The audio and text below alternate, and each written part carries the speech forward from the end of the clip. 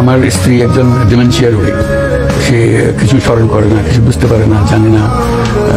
তার দেখাশোনার দায়িত্ব আমার উপরে এসে পড়ে। সে আমাকে ছাড়ার কাউকে চেনেও না, বুঝেও না। তাকে খাওয়ার থেকে শুরু করে তাকে বিছানায় দেওয়া, তাকে টয়লেটে নিয়ে যাওয়া, সবকিছু দায়িত্ব আমার। এখন আমি চলে গেলে তার অবস্থাটা কি হবে? আমি না হয় এক সপ্তাহের জন্য চলে গেলাম, সেটা একরকম জিনিস। আমি যদি 1 মাসের জন্য চলে যাই, তার কি অবস্থা হবে সেটা কাউকে চিনতেছে। সেই জাহাঙ্গীরনগর বিশ্ববিদ্যালয়ের পদার্থবিজ্ঞানের চেয়ারম্যান ছিল, ডিপার্টমেন্টের প্রফেসর ছিল বহুদিন ধরে, এখন ডিমেনশিয়া রোগী, অসহায় মানুষ, এটা শিশুর মতো মানুষ।